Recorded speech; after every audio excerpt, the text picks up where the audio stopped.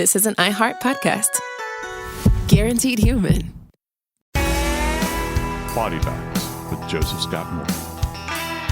One of the things that I love about autopsy reports that predate modern times, and certainly both of the Borden's autopsy reports do that indeed, is that they transport you back to a time where I think that many of us have so placed this case on a pedestal, so kind of sealed it in the past, that we don't really fully appreciate true violence.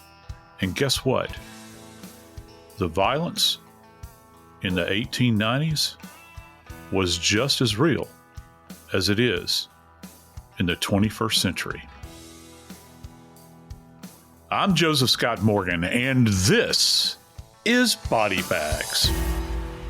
And Dave, give me this time frame again. The homicides took place in August 4th at, between 9:30 in the morning and 11:15.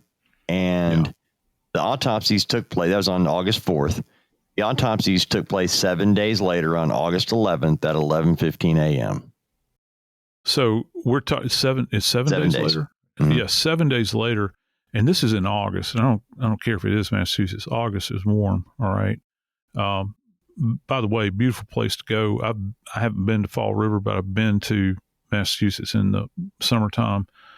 The weather compared to Alabama is delicious that time of year. I mean, it's really, really pleasant. Well, it's unclear as to why it necessarily took this much time. I'm assuming that they had to find somebody that they felt like that was a medical examiner, a qualified medical examiner. By the way, the state of Massachusetts is the first place in the union to use the term medical examiner. And this happened back in the 1870s. They were also one of the first states to do away with the office of coroner. Isn't that fascinating? Wow. And so you kind of got this evolution going on. There's a lot of forensic tiebacks here in this case that are quite fascinating historically. Anyway, so it took them 7 days. So when you begin to read both Abby and Andrew's autopsy reports, it's obvious. I mean, literally in the first paragraph, they talk about, he doesn't use this term, but the term is actually flaccid. And flaccid means limp. It means not rigid. And the prosector here is saying that both bodies are not stiff. They're both flaccid as a result of decomposition. So by the time the doctor puts the cold steel to both of these bodies, they're already in a state of decay, Dave. They've already begun to break down. And I find this absolutely fascinating that they weren't able to get to these bodies sooner than 7 days downrange from, let's face it, all right? I don't know what else was going on in August of 1892 in Fall River, but I would imagine everybody in the surrounding countryside had heard about this by this time. This is top of the news, all right? Mm-hmm. And that this took so long to get these prosections done. It's just a fascinating thing that you think about it in a modern context. It's quite amazing. And as a matter of fact, I talked about the extensive head injuries that both these individuals sustained, and that's primarily where this trauma is indwelling. Dave, they had decomposed so much that both of the brains had liquefied. Really? Yeah, they had begun to liquefy, and the brain was removed through the defects, essentially. Now, when you look at, I think it's Andrew's image, the one image of his skull, you can see this kind of linear incision that's been made that looks like a circumferential, incision that you would make, like with a modern saw. They would have used hand saws back then. I've actually had to use a hand saw on a skull, and it's not fun. My saw went out, my electric saw. it's a laborious undertaking to make your way through a human skull with a handsaw. And that's what they would have been using. But I don't know if they thought that it was better to take it out this way. And one of the problems with this is that when you're not doing a fresh autopsy on somebody with trauma, the brain does in fact really begin to break down. It's one of the organs that does in fact, because it's real. The brain anyway is, I know some people take exception to this, but I've always thought of it as kind of gelatinous. It's kind of, it's very fatty and it's very greasy, and it begins to kind of break down anyway. To me, it breaks down quicker than any other organ in the body. You can go to the liver, and the liver will be kind of greasy and that sort of thing if it's decomposed, but it still has kind of a firmness to it, kind of bounces back, when you touch it. Not the brain so much. It liquefies. And so when you're trying to assess like hemorrhage, like if you've got a strike with a sharp instrument or a blunted instrument, you have to appreciate underlying hemorrhage. Well, that's really hard to do on something that's liquefied. Yeah. So I'm not saying that their conclusions are speculative. They're not, because you've got evidence that the skull has literally been incised and blunt force fractured. But it makes it a bit tougher, if you're trying to do like a nuanced dissection. But back to Andrew. Now, what was that number for Andrew? Andrew was he was 41, right? Well, actually, he's 11. He's got 11 documented insults to his head. Right? Wow. Yeah. But Joe, they waited a week, 7 days between the time of the strikes on the head and the time they're actually looking at. What would have happened to those injuries? Wouldn't they, as part of the process of decomp, wouldn't they really look considerably different than they did when they first happened? Yeah, but you could still appreciate that there was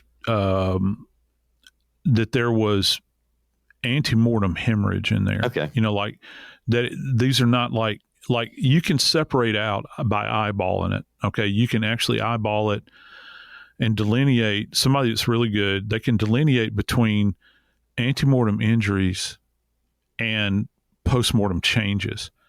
Now, this is the one thing that you run into problems with where you have open injuries like that. Decomposition will kind of affect that area more than, say, a closed area. All right. So it's going to change it. But if you've got a keen eye for it and you've done enough cases, you can make that delineation and say, yeah, I can see the margins here. I can see this little area of hemorrhage.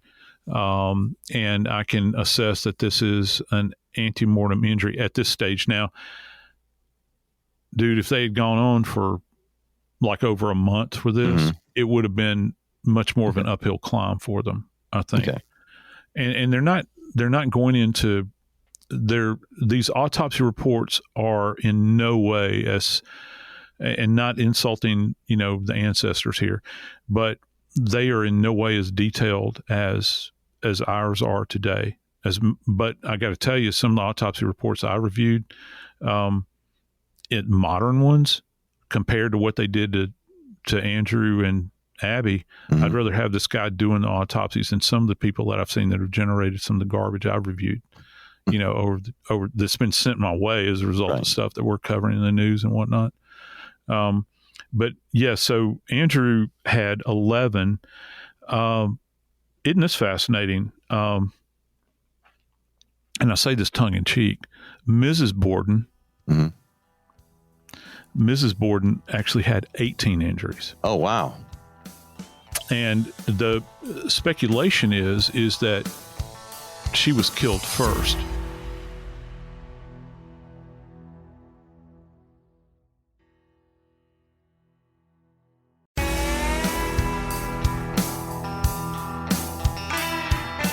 Dave, we talked quite a bit about Abby Borden's autopsy report, and something that kind of struck me, I wanted to point out to you about Miss Borden's autopsy report is that it's not just about injuries with her. It also gives you kind of this, let's see, it probably wouldn't be good for me to say slice of life, but it kind of gives you an insight into these people are real. You know, you just think about the injuries that we've seen. Let me give you, for instance, kind of reflecting back, we have to remember these autopsies were done roughly a week after the homicides had taken place. So they've been sitting up in a family crypt.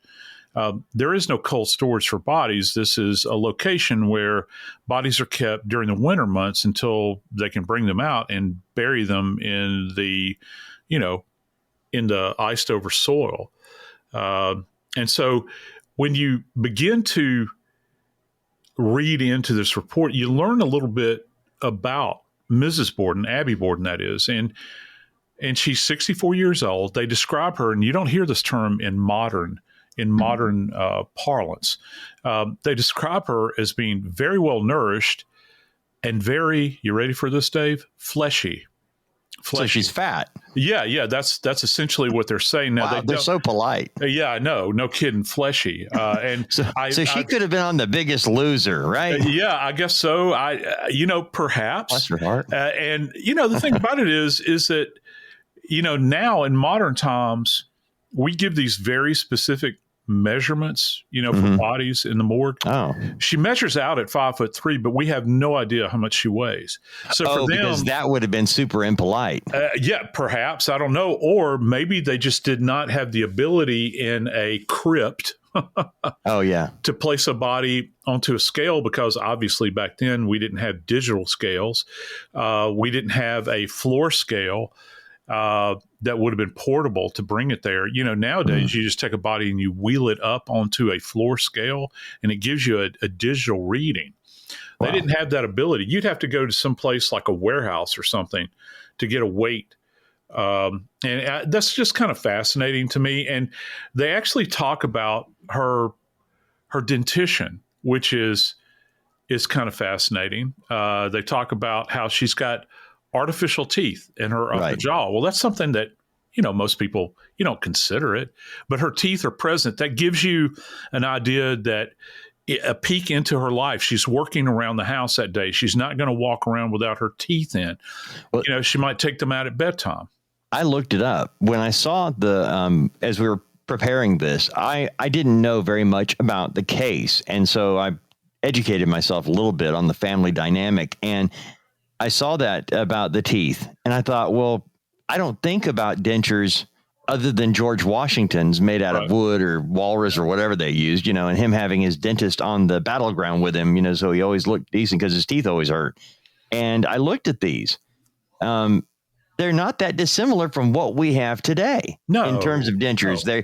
They look like teeth. They don't look like something that you'd be embarrassed to wear. It'd be better than having nothing.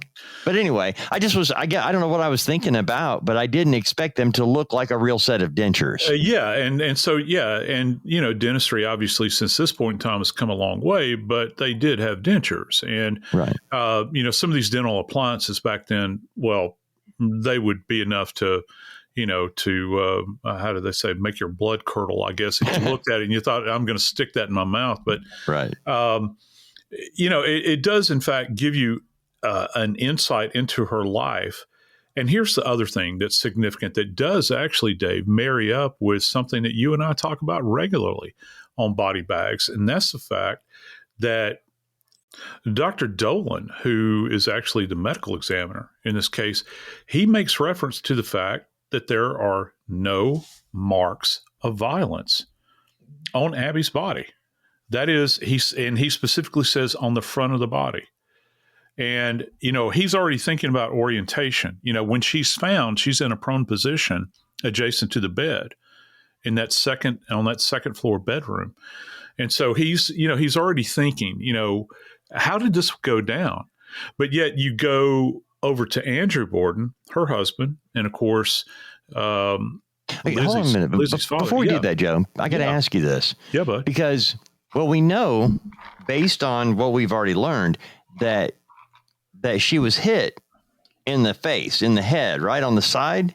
of the on the head, side, and she was facing her attacker. Well, yeah, at least the initial blow, they think. Okay. So you've got this kind of, and he describes it as it's a superior. Remember, I talked about, he uses the term ear hole, right? Which, modern doctors would say the left meatus, or the external auditory canal.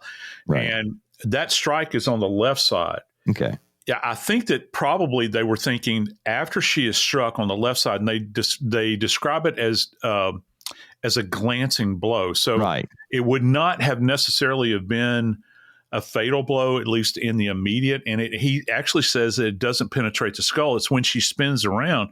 And maybe, Dave, you have a lot of people that are attacked, and the first thing that they will do is, and I think it's a primal response, is they turn their back to their attacker. Right. They almost take on the appearance of a turtle shell, where they give you their back. They're protecting the very delicate area on the front of their body. So maybe it spun her around. She struck. She does, in fact, have a contusion on her nose, but I think that might be an impact injury from just going straight down to the floor. See, I was thinking a hatchet. Well, actually, in my head, I was thinking axe, but in a hatchet sense, if you're swinging an axe, you're coming down all the way across the head, down the body. That's why I was kind of thinking there would be some marking on the body. But with a hatchet in your hand, one hand on the hatchet, you wouldn't. You'd have more control. It doesn't have nearly the weight. It doesn't have nearly the strength to hit. And so, it would stop and go. And if it was to be a glancing blow, hitting the, bouncing off and not hitting the bone, it would not come down. It would go to the side. So that makes sense now. Okay. Yeah, it does. And keep in mind, a hatchet back during this period of time, Dave, this is a very standard implement that you would find in a home. And let me tell you why. My great-grandmother used to complain about my grandmother because she had a big family. And she would say, my grandmother's maiden name was Killian. She said, every time those damn Killians kill a chicken, everybody shows up at the house. Well, what she meant, first off, she didn't like big crowds, and my grandmother did. She loved to have all of her family over.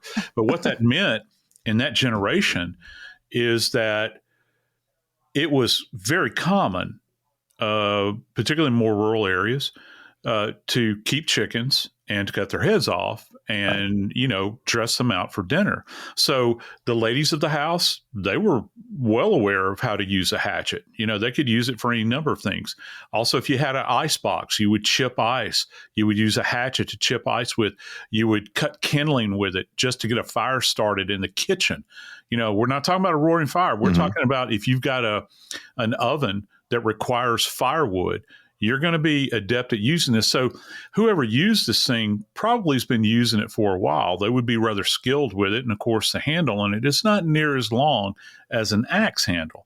Much easier to manage. That's why hatchets for a long time were used in warfare, because you can use them in close quarters combat. So it's an interesting weapon, to say the very least, Dave. That makes a lot more sense, though. And I'm glad you were able to explain it, because I was trying to, in my head, figure this out. All right. So now, after the autopsy of the fleshy, somewhat obese, 64-year-old Mrs. Borden. Right. What happens? Because this is just the autopsy, and we've still got to do Mr. Borden. But at some point in time, they removed the skulls. Do they do that during autopsy, or is this done later on? No, my suspicion is that you're not going to go back in and create a new mess after you've cleaned up one mess. So one fell swoop. And nobody out there, I don't want you to think that this is not a beheading. This is a beheading. It's a beheading, a decapitation in a clinical sense. And I can't really say how neat and clean it would be. I can tell you this: there would have been sharp instruments that would have been used to cut down through the fleshy areas in the neck till they can get to the rear attachments running up to support the skull in the rear. And you have to trim away all of the tissue. You go in with scalpels, and you're going to make you're going to make those little tiny incisions to get rid of any of the ligaments, the tendons, all of those attaching structures that are in there, free that up, cut through the muscle. And then at that point in time, they would not necessarily have had to have used a saw, because you can go through, you can actually go through the disc in the back on the neck and cut through there. And they have little attachments too. If you can free those up, you can decapitate a body. Remember, we've talked about this quite a bit with dismemberment. And this is a case where you've got medical professionals for that time that had the tools at their disposal in order to be able to facilitate this. And so, and that's kind of interesting. Most people don't think about, a decapitation taking place, but for evidentiary benefit, it would. After you have cleaned up this body, and when I say cleaned up, kind of closed, sewed the body up, gotten the body ready for whatever the family is going to do with the body at that point in time. I think one interesting element here, I can't imagine that they would have even considered having an open casket for this. My suspicion is that they would have taken the heads immediately and defleshed them in some way. Now, that can either be boiling, or the really hard route is to actually go in and strip the tissue off of there manually. And it's very difficult to free up, because you don't just have muscle laying on top of bone. You have what's called fascia. And if anybody has ever heard of fasciitis, it's an inflammation of that connective tissue that runs between the muscle and the bone. Essentially, it's kind of white. If you've ever taken out ribs from, the grocery store, it's got kind of a white film on it, and that's stripped off. If you ever go to a barbecue or something like that, that's fascia. And so you've got this kind of connection that has to be stripped away as well. It's a lot easier if these elements are boiled and you can render them down. My suspicion is that's what they had to do. And keep in mind as well, these skulls, Dave, and we've talked about this already, because that's what is so striking to me about this. They used both of these skulls at trial. Dave, these people were decomposing. They were decomposing. So you're not going to bring a skull into a courtroom that is emitting this foul odor. It would have been cleaned thoroughly and then set up. It was roughly a year between the actual homicides and the trial itself. So they had time to secure these skulls and bring them in. But I do know this. I know that they had put great thought into what they were going to do. They knew that they were going to prosecute this case. And the only thing that we have to really think about here, who was the actual target? Was it Abby, or was it Andrew?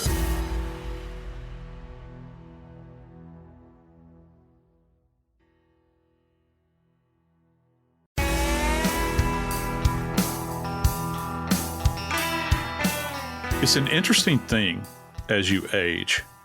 Those things that you put a value on when you were younger, maybe even a kid, they just don't hold the same as they once did. Now, at the point in life that I'm at, Dave, you know what I truly enjoy in the afternoon? If I can go home and either sit in my recliner or on my sofa in my living room. By the way, Kim bought a buffalo hide leather sofa. I don't ask no questions. I just say, I like it. And anyway, but it's good for sleeping. I can lay on this thing, and there's something peaceful about it. It's different than taking a nap on your bed. I thought about this because of Andrew Borden. Did you see that picture of his body where he is reclined on that sofa? And can you imagine he's kind of kicked back on the, on the surface. I'm so glad you just said that, because Andrew Borden went out for a walk, if you remember, at 9 a.m. After breakfast. They had their company relative who was with him. He went off and did his business. Andrew went for his normal walk and returns around 10:30. Now, by 10:30, Abby Borden is upstairs dead. She's been hatcheted to death. And according to their maid, the Irish 25-year-old, she claims that when Mr. Borden returned from his walk, she actually helped take his boots off and put his house slippers on. However, the picture Joe's talking about, which, by the way, it is available, you can see it. It shows Mr. Borden is clearly wearing his boots, his walking boots. Now, does that go to a lie, a misunderstanding, that's what she normally did when he returned from his walk. But does it also maybe lean towards he came in the door and was attacked before he got on the couch? I mean, what could have happened? What do the boots say to you, Joseph Scott Morgan, based on what you know about how his body was found on that couch reclining?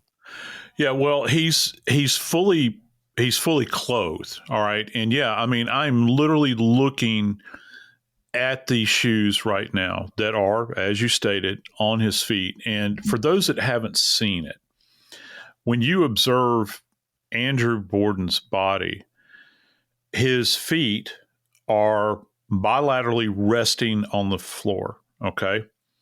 And he is listing to his right. So if you imagine you're sitting on your sofa and at your waist, just kind of cock yourself over to the right side. And his head is actually on a pillow. As a matter of fact, the right aspect of his head is contacting a pillow that's also contacting his right shoulder. So he's kind of leaning into this pillow. It's an odd position to be in. I got to tell you, you know how I made reference to my naps? Dude, brother, let me tell you something. Shoes are coming off. Might be in my sock feet, might not. My little dog will probably hop up on my chest. I'm going to lay there and I'm going to be fully supported on the sofa. Same way in my recliner. I'm not going to get in this kind of odd pretzel-like position that he's in. And when you look at this position, I think that, the first thought is, well, was he in fact asleep, dozing, or was he seated upright and then attacked and kind of went over to the side? I don't know. I'm just looking at this, Dave, and I got to tell you, it doesn't look like the most comfortable position to catch a cat nap in. I don't know. Maybe he had the ability to do that. But look, man, it's my house. I know that you've got this kind of Victorian, what do they call it, propriety back then, where you didn't take your shoes off. You walked around with a tie on all the time.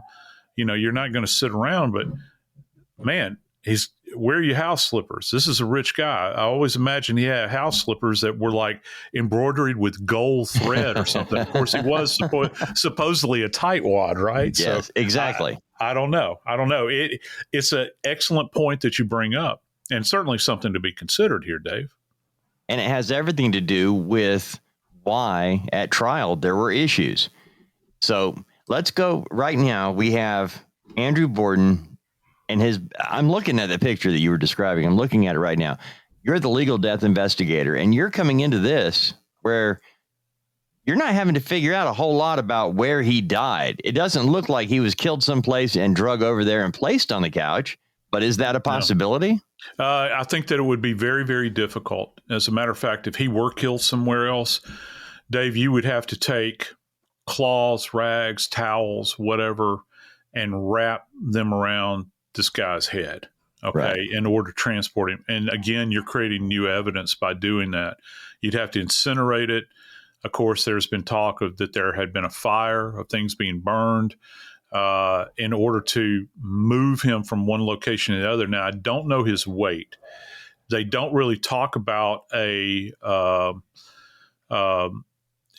give a description of his size as far as his weight goes. However, Dave, he's 5'11", and right, for this period of time, that's a pretty good sized guy. I mean, you think the average Civil War soldier, which was 30 years earlier prior to this, the average soldier was 5'8" in height. Really? This guy's 5'11". Yeah. Wow. And I think they roughly weighed about 140 pounds.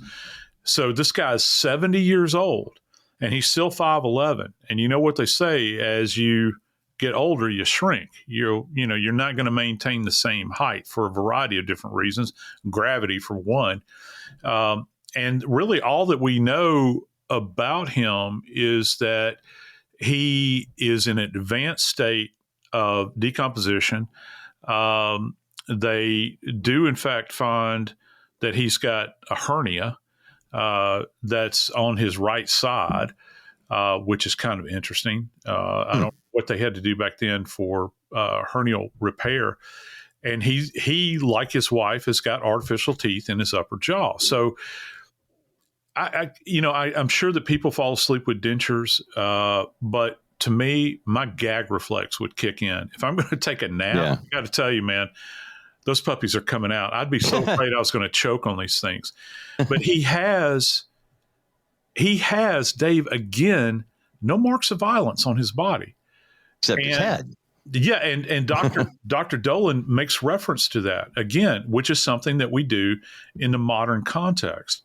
Really? He has no signs of violence on his body.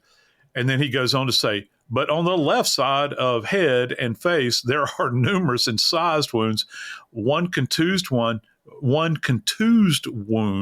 which means it's bruised, which this happened in life. And that same wound penetrates into the brain. All right. So no other signs of violence. This event, Dave, when you're talking about him being attacked, is solely taking place on his head. He's being hammered over and over and over again. And this is dramatic. Now, as I'd said previously, Dave, there are not 41 injuries here. They're not. There are literally 10 for him. And again, going back to Abby had far more than Andrew had. As a matter of fact, she had a total of 18.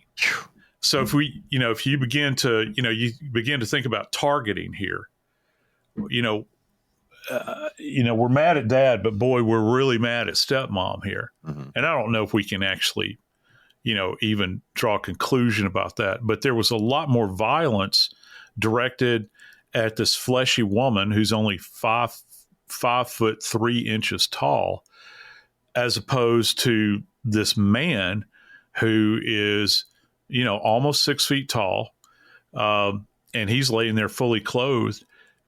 You would think that he might present as a more formidable,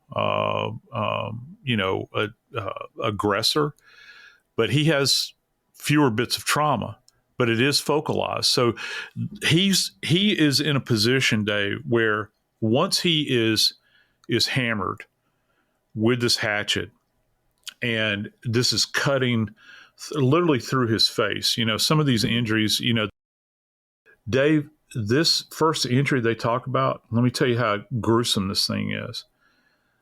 The left nasal bone, so the left side of your nose, all the way down to the lower edge of your jaw, cutting through the nose, the upper lip, the lower lip, and slightly into the bone of the upper and lower jaw. This is a powerful blow. So he took this thing on the left aspect to the left of the midline, right in the face. And I can't say, because remember what we have said before on body bags, and in this case in particular, just because a pathologist gives you an enumeration of injuries does not correlate to the sequence. All they're doing is merely giving it a number. This is injury 1, this is injury 2, this is injury 3, and so forth and so on. That doesn't mean that they're sequenced in that way. But the injuries that he sustained were so incredibly ghastly. And, we talked about rendering down his skull for presentation. Dave, let me tell you something. And I urge anybody that has a strong stomach to go and look at these images of these skulls that are rendered down. Because when you see Andrew's skull, the left side of his face, including his eye socket all the way down to his jaw, is completely caved in. I mean, it is just, it's like the Red Sea being parted here. And you can tell it was a powerful weapon that did this. This almost looks like the type of wound that you would see in combat, like in ancient combat, where they're using heavy bladed instruments to drive this instrument into a structure, on the face, the body, and that sort of thing. It actually reminded me a little bit. You remember when we did The King in the Car Park, and we were talking about Richard III, and he had that big area on the backside and the right occiput of his head when they recovered King Richard III's skull. It had literally been sliced in two, and those weapons that they used back then were very, very heavy. So you could take something like a hatchet, a battle axe, or something like that, and really compare these injuries that the Borden sustained to those injuries that would have occurred several centuries earlier before the advent of firearms. These are brutal, brutal injuries, Dave. When you see Mr. Borden on the couch picture, you look at his head, and it looks like if you saw Men in Black 3, when Tommy Lee Jones uses a pan to beat the head and he mashes the guy's melon into the floor. That's what it looks like. It looks like his head has been flattened. And when you look at the skull, you see why it looked that way. But as I'm looking at this, my biggest question mark, and it's more of a Nancy Grace question, but why did they need to bring this into trial? It just seems that two things are going to happen. One, the juror is going to think, no woman would do that to her own father. No daughter would do her father like that. Yeah. It's horrible. Now, some crazed guy who's illegal alien from Portugal, maybe the Portuguese fisherman who had, killed somebody by chopping their head all to bits 2 months earlier. Maybe that was him. This looks like something a man would do, not a woman. But and that had come up previously. And you begin to think about, would this be more of the crime of a man? Right. And particularly during this time, I'm very fascinated by the fact that we're right in the heart of the Victorian era. And I think that it would give anybody pause back during that time. And this is a great point that you make, that is it possible that a young woman, and not young woman, strike that, actually she's a spinster at this time she's 32 by the conventions of that time, right. though. She's 32. And her sister is 41. Yeah, she's 41. Would she be capable of doing this? And I'm not just talking about physically, because keep in mind what happened in court when they brought the skulls out. She fainted. She fainted in court. So what would be the motivation? And again, back to Victorian propriety here. The fact that they're actually bringing in human skulls of citizens that were like of rank in this little community. It's not a president big community. Of the local savings loan bank. Yeah. I mean, everybody knew him. People dealt with him when he's on his daily walk. Hey, Mr. Borden, how are you today, sir? That sort of thing. But yet here we are, and you're staring at their skulls in the courtroom.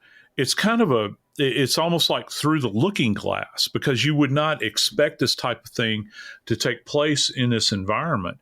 And that's for me, this one piece of evidence. And going back to what you said about a lawyer question, what would be the reason? Because I would never presume to speak on behalf of the Queen, Miss Grace. However, I think that even she would say that this was inflammatory. Right. So what would be the motivation behind doing this? I don't know. And I got to tell you, I don't know that we will ever know. But what we can understand is that it makes for one heck of a story.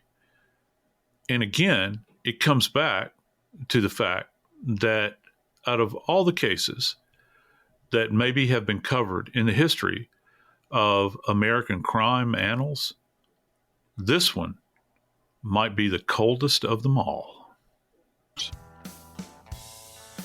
I'm Joseph Scott Morgan, and this is Body Bags.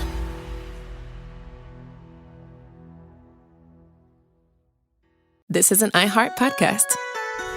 Guaranteed human.